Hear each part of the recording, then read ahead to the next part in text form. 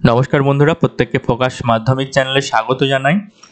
আজকে তোমাদের সাথে একটা গুরুত্বপূর্ণ ক্লাস নিয়ে হাজির হয়েছি। যে সমস্ত ছাত্র কিংবা ছাত্রীরা তোমরা রামকৃষ্ণ মিশন সহ যে কোনো মিশনে বা সারদা বিদ্যা মন্দিরে ভর্তি হতে চাও, চতুর্থ এবং পঞ্চম শ্রেণীতে তোমাদের ভর্তির পরীক্ষায় কি ধরনের প্রশ্ন তোমাদের বিগত বছর এসেছে সেখান থেকে কিছু কোশ্চেন তোমাদের সাথে আলোচনা করব।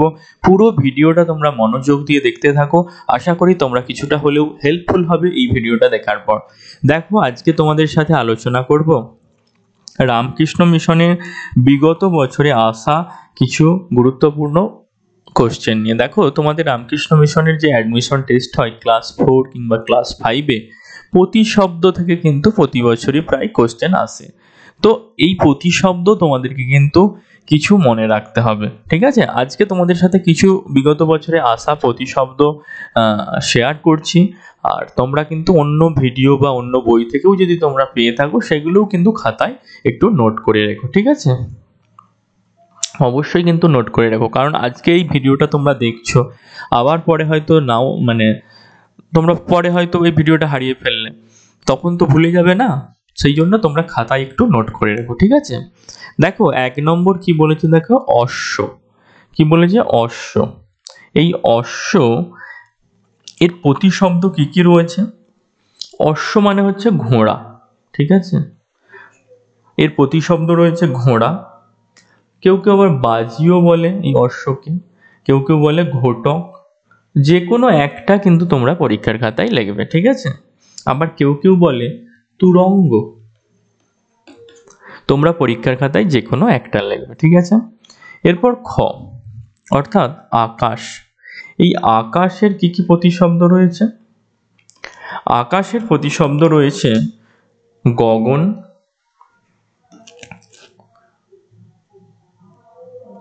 অম্বর, অম্বর, বোম, বয়ফলাওকা ম, ঠিক আছে? এছাড়া আরো অনেক প্রতিশব্দ আছে, তোমাদের যদি বই থাকে সেগুলোও তোমরা লিখতে পারো। তোমরা যে কোনো একটা প্রতিশব্দ কিন্তু পরীক্ষার খাতায় লিখলেই হবে, ঠিক আছে? যদি বলে দেয় যে একের বেশি লিখতে হবে, সেক্ষেত্রে তোমাদেরকে এখানে লিখে দেবে, ঠিক আছে? এরপর আছে ইচ্ছা। গ হচ্ছে ইচ্ছা। এই ইচ্ছা শব্দের প্রতিশব্দ কি কি হবে? ইচ্ছা শব্দের প্রতিশব্দ হবে কামনা, আকাঙ্ক্ষা, মনোরথ, ঠিক আছে? তোমরা যে কোনো একটা লিখতে পারো। এরপর রয়েছে কিরণ। এই কিরণ শব্দের প্রতিশব্দ কি কি? এই কিরণ শব্দের প্রতিশব্দ হচ্ছে প্রভা, রশ্মি, র তালবস্যময় রশ্মি, দীপ্তি, ঠিক আছে? এই তিনটে করে তোমাদের লিখে দিচ্ছি, ঠিক আছে? আরো রয়েছে অনেক, তোমরা যে কোনো লিখতে পারো, ঠিক আছে? এগুলো তোমরা একটু নোট ডাউন করে নাও। এরপর পরেরটাই যাব, একটু নোট ডাউন করে নাও, ঠিক আছে? এরপর দেখো,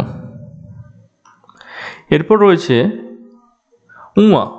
উয়ায় কি রয়েছে? উয়ায় রয়েছে হচ্ছে গৃহ, ঠিক আছে? এই গৃহ, এই শব্দটার প্রতিশব্দ কি আছে? গৃহ, আলয়, ভবন, নিলয়, নিবাসও বলতে পারো, নিবাস। এইগুলো হচ্ছে এই গৃহ শব্দের প্রতিশব্দ। কি কি? না আলয়, ভবন, নিলয়, নিবাস, ঠিক আছে? এরপর আছে পরের কোশ্চেন চন্দ্র। চন্দ্র, এই চন্দ্র শব্দের প্রতিশব্দ কি কি রয়েছে? এই চন্দ্র শব্দের প্রতিশব্দ রয়েছে মৃগাঙ্ক, মৃগাঙ্ক, ইন্দু, সুধাকর, ঠিক আছে? এগুলো তোমরা একটু নোট করে নাও, ঠিক আছে? চন্দ্র শব্দের প্রতিশব্দ কি হলো? মৃগাঙ্ক, ইন্দু, সুধাকর। এরপর ছ কি রয়েছে? পুত্র। এই পুত্র শব্দের প্রতিশব্দ কি রয়েছে? পুত্র শব্দের প্রতিশব্দ হচ্ছে তনয়, কুমার,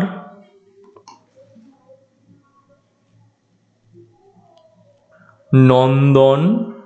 ঠিক আছে, এরপর হচ্ছে বর্গের জ হচ্ছে বিদ্যুৎ। বিদ্যুৎ শব্দের প্রতিশব্দ হচ্ছে বিজলি,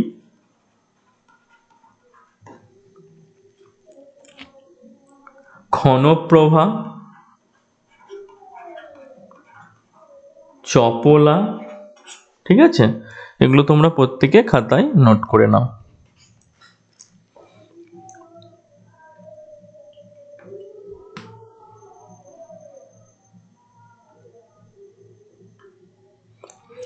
এরপর রয়েছে হচ্ছে সমুদ্র, ঝ হচ্ছে সমুদ্র।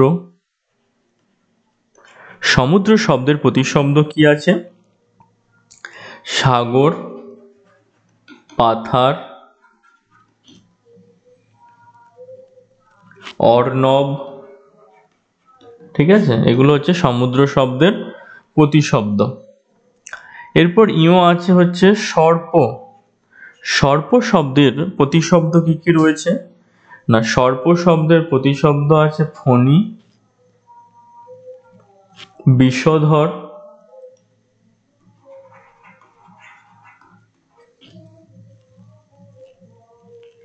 ওহি।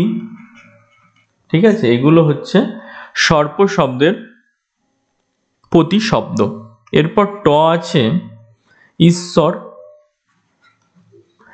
ঈশ্বর শব্দের প্রতিশব্দ কি আছে? ঈশ্বর শব্দের প্রতিশব্দ হচ্ছে ভগবান, প্রভু, বিধাতা। এগুলো হচ্ছে ঈশ্বর শব্দের প্রতিশব্দ। এরপর আছে কোপাল। কোপাল শব্দের প্রতিশব্দ কি আছে? কোপাল শব্দের প্রতিশব্দ হচ্ছে ললাট, ভাগ্য, অদৃষ্ট। ঠিক আছে, কোপাল শব্দের প্রতিশব্দ। ঠিক আছে,